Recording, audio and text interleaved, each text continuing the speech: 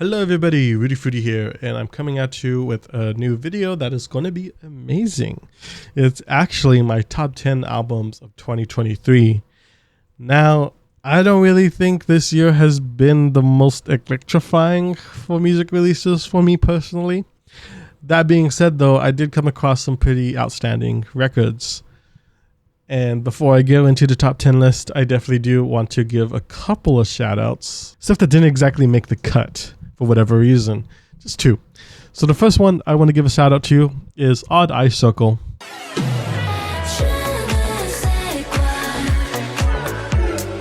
Who, if you don't know, they are a Korean pop group from South Korea. And they have come out with their second EP, which I'm very personally excited for because their debut record, Mix and Match, is actually very good. I think it's a very solid pop album, and not just taking my word for it, it is the highest rated K-pop project on Rate Music. So yeah, that's pretty dope. I was kind of remiss thinking that we wouldn't get another project from Odd Eye Circle, but this year has been pretty tumultuous for the group, Luna. So the subgroups have been stepping forward to put ahead music from their projects. So yeah, this new EP version up serves as a great follow-up to Mix and Match. I really enjoy it. Very solid. I wouldn't say it's as good as Mix and Match, but it's very fun, well-polished, catchy, and what more could you ask for in a K-pop project? And the second project I want to give a little honorable shout-out to is actually a pretty personal pick because it is from Promotive.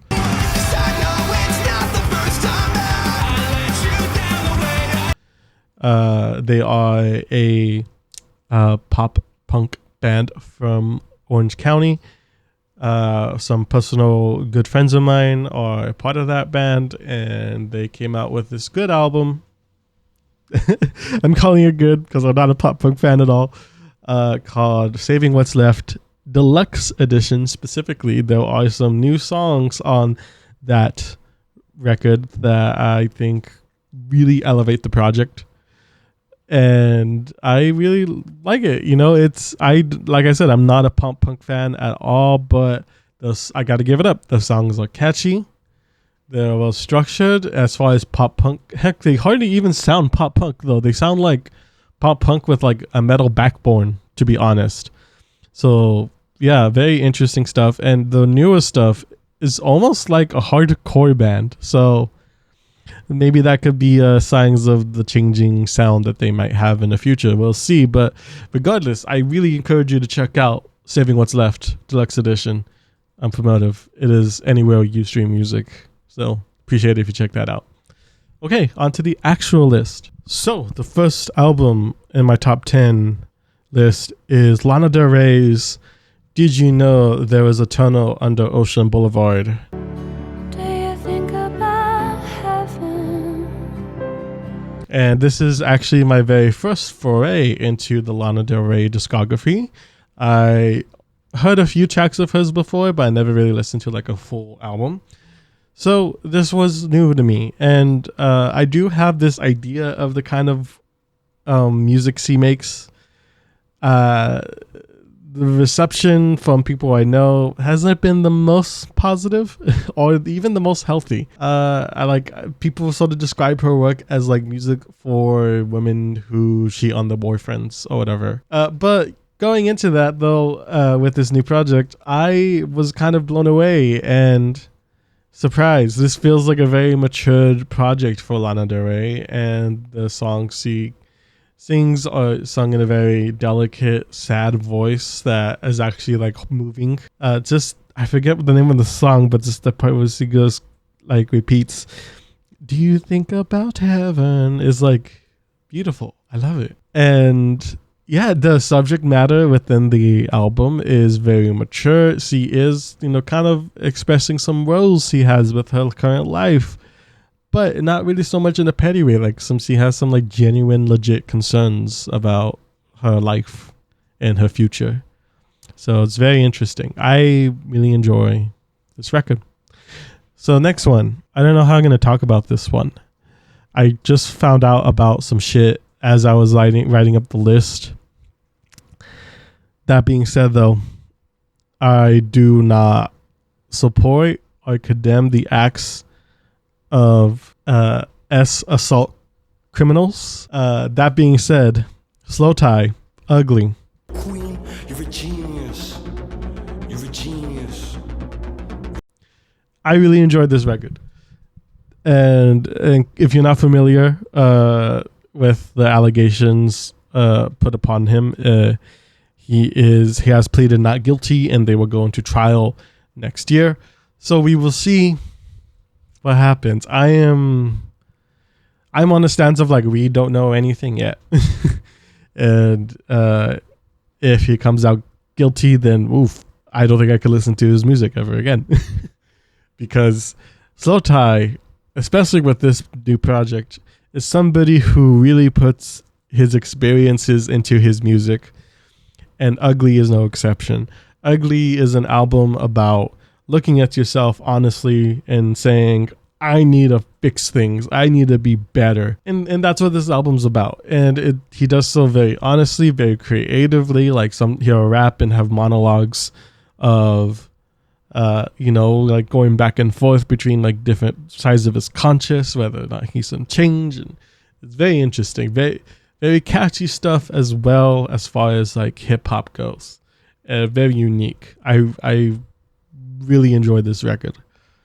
Let's just, hope that the allegations come out,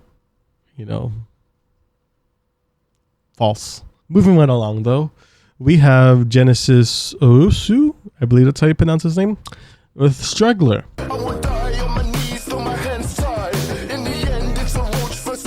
Genesis Owusu, very unique voice in hip hop.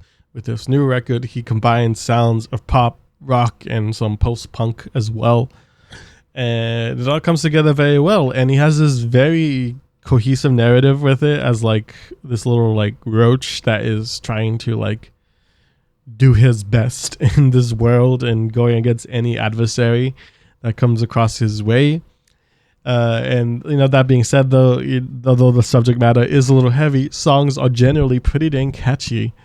Especially with, I think, his lead single, what was it? Bring Me the Light? Is that what it's called? Something to the Light. It's very catchy. I highly recommend this album if you're looking for something a lot more introspective without being, worried about what the artist is doing.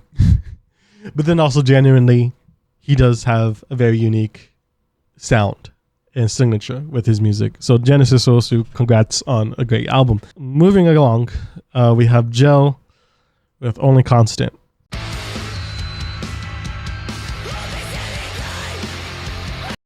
Gel, I just found out about this year from YouTube recommending me a live recording, which was just like one camera, and it had like the most explosive energy I've ever seen.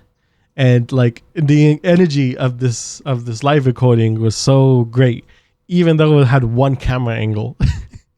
it was insane. So I'm really impressed with this band. I really want to see them live. And this new record is, hardcore punk. It's aggressive. They do it very well. The performances are energetic, and the subject matter within the lyrics is about, also about self-healing. That is a very big theme with a lot of these albums, I noticed. Maybe it's sign of the times. Everybody's trying to do better. And specifically, though, there's like a lot of like kind of being angry with people who just want to take advantage of you or don't support you, that sort of thing. So yeah, Gel, great hardcore band. Very much looking forward to what they do in the future. Next album, Horrendous, Ontological Mysterium.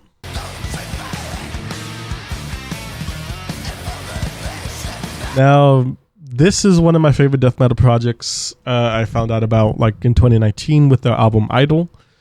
And since Idol, I have been waiting with bated breath for a new record. And so here it is. It's so exciting that they have a new record. So I personally am looking forward to seeing them live if they do eventually a tour with this album.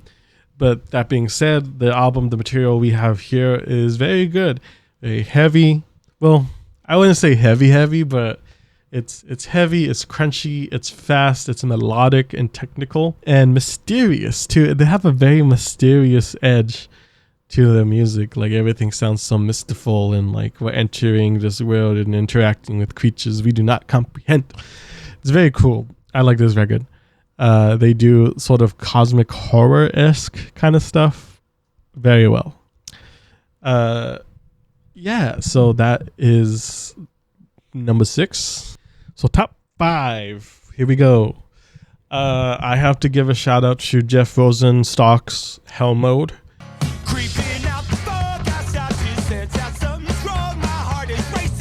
Very fun punk record.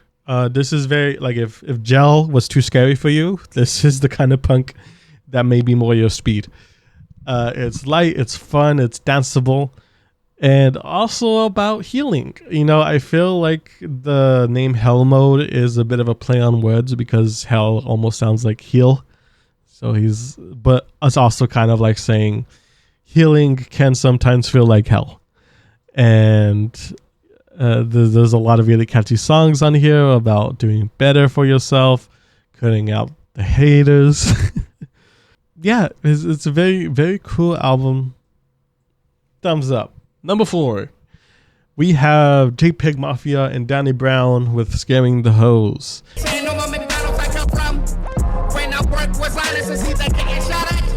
If you don't know these two very eclectic figures in the hip-hop world, Danny Brown, Pig Mafia are known for being alternative hip-hop artists. They have a very off-kilted sound.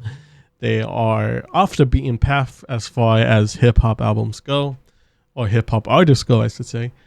And they collab very well together with this project. It is very chaotic. It has some very groovy sections to it. And they just sort of like comment on pop culture and just the chatters that go along about the hip-hop scene and everything. But they do so in a very humorous way. And the rapping is furious. It's catchy. Really enjoyed this record. Very energetic. Very hyper. All over the place. Yeah. Great album. So number 3, we got Ammar's Fountain Baby. Fountain Baby. Yeah.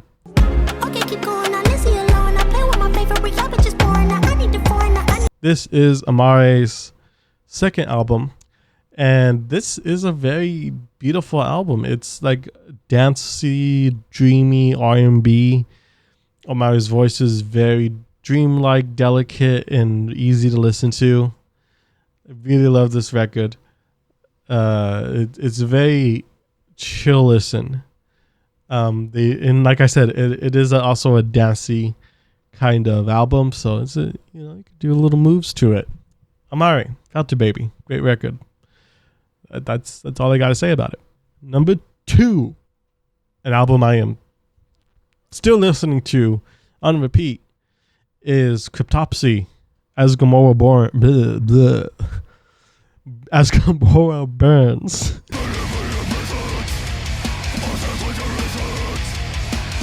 I have actually never listened to Cryptopsy before, which has been a big sin as far as being a metal fan goes, because they are technical death metal at its finest.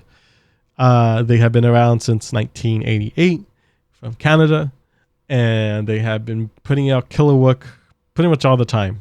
And interesting thing, as I looked up other people's reviews of this album, a lot of them talk about one of the standout records, None So Vile, that came out in 1996. And, I kind of feel like, as somebody who is brand new to the band and what they do, it kind of gave me a different outlook on the band and this album specifically, because when I heard this album, it was just aggressive, pounding, ripping, tearing. It was incredible. Well, it is incredible. It's one of those things I look for most in metal music is just aggression. And they deliver. And yeah, it's pop. It is my favorite metal album to come out this year. And I am very looking much forward to diving into the rest of the discography. Compared to Not So Vile or None So Vile, excuse me. I haven't listened to it yet, to be honest, but a lot of people describe it as a bit more guitar focused, and how they wanted the guitar passages to sort of breathe a little bit more. And that's interesting to say, because with this album, like, yeah, the guitar passages, they're like in here, there's like a riff, it stays for just the right amount of time, and it moves on to the next part. And every single riff and lick and everything is like so tastefully balanced. It's a great album, aggressive, visceral, Cryptopsy, as Gomorrah burns. Yeah, great album. Finally, number one album of the year is, I gotta give it, Caroline Polachek's Desire, I Want to Turn Into You.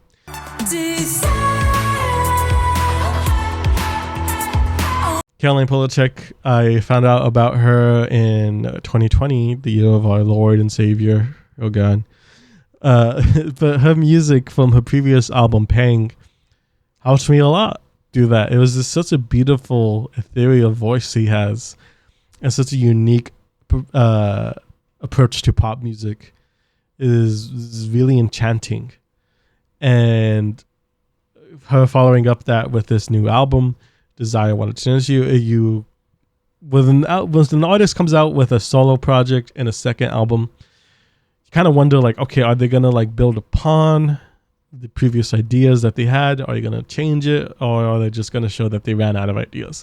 Caroline builds upon it. She has more in the tank, and she's firing on all cylinders. And like her voice is just the most incredible part of her work, I would say. It's very unique. It is really what I would imagine a siren's voice would sound like, a mythological siren.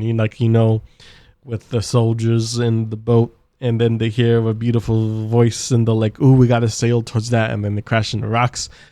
It's Caroline. She's the one killing all the sailors. And like, if that was me on the boat, I'd be happy to go out that way, because that is a beautiful voice.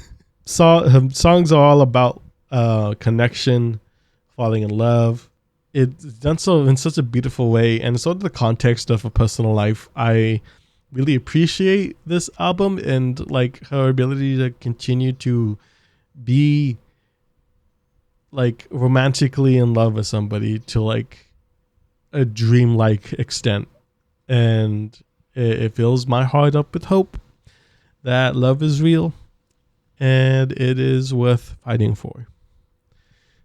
Okay, that's going to do it for my top 10 albums of the year list for 2023. Hope you've enjoyed it. Hope you look up these albums and let me know what you think about them. If there are albums that you really enjoy that I haven't mentioned, let me know. Okay? I love you.